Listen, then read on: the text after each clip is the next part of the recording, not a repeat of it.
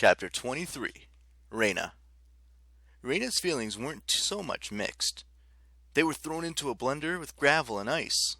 Every time she saw her sister, she didn't know whether to hug her, cry, or walk away. Of course she loved Hylia. Reyna would have been dead many times over if not for her sister. But their past together was beyond complicated. Hylia walked around the table. She looked good in her black leather pants and black tank top. Around her waist glittered a cord of the labyrinthine links. The belt of the Amazon Queen. She was 22 now, but she could have been mistaken for Reyna's twin. They had the same long dark hair, the same brown eyes. They even wore the same silver ring with the torch and spear emblem of their mother, Bellona. The most obvious difference between them was the long white scar on Hylia's forehead.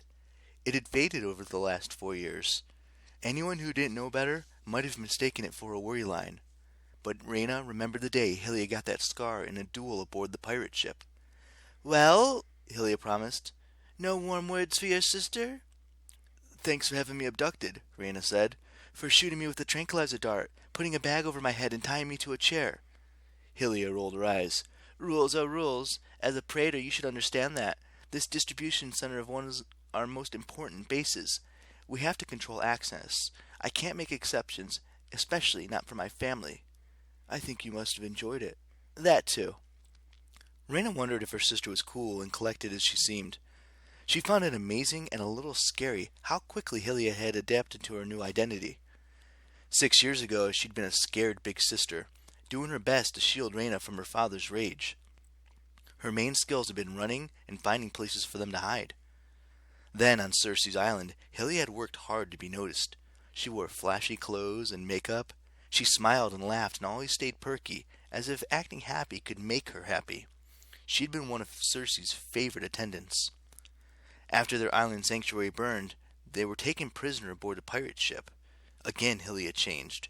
She dueled for their freedom, out-pirated the pirates, gained the crew's respect so well that Blackbeard finally put them ashore, lest Hylia take over his ship. Now she'd reinvented again herself as Queen of the Amazons. Of course, Reyna understood why her sister was such a chameleon. If she kept changing, she could forever fossilize into the thing that their father had become. "Those initials on the reservation signed back at Barquina," Reyna said. "HTK. Hylia Twice Kill. Your new nickname. A little joke." "Just looking to see if you're paying attention." "You knew we would land in that courtyard. How?" Hylia shrugged. "Shadow magic is magic. Several of my followers are daughters of Hecate. It was a simple enough matter to pull you off course, especially since you and I share a connection." Reyna tried to keep her anger in check. Hylia, of all people, should know how she felt about being dragged back to Puerto Rico. "You went through a lot of trouble," Reyna noted. "The Queen of the Amazons and her lieutenant of Artemis both rushed into Puerto Rico on a moment's notice to intercept us. I'm guessing that's not because you missed me." Phoebe, the ginger-haired hunter, chuckled. "She's smart." "Of course," Hylia said. "I taught her everything she knows." Other Amazons started to gather around, probably sensing a potential fight. Amazons loved violent entertainment almost as much as pirates did. "Orion," Reyna guessed. "That's what brought you here." His name got her attention. "I couldn't let him have you," Hylia said. "It's more than that." "Your mission to escort the Athena Parthenos is important, but it's more than that too. This is personal for you. And for the hunters. What's your game?" Hylia ran her fingers along her golden belt. "Orion is a problem. Unlike the other giants, Orion has been walking the earth for centuries. He takes a special interest in killing Amazons, or hunters, or any female who dares to be strong." "Why would he want that?" A ripple of dread seemed to pass through the girls around her. Hylia looked at Phoebe. "Do you want to explain? You were there." The hunter's smile faded. "In ancient times, Orion joined the hunters.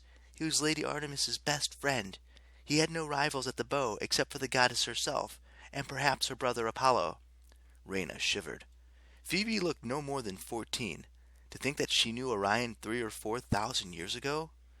"What went wrong?" she asked. Phoebe's ears reddened. "Orion crossed the line. He fell in love with Artemis." Hylia sniffed. "Always happens with men. They promise friendship. They promise to treat you as an equal. In the end, all they want is to possess you."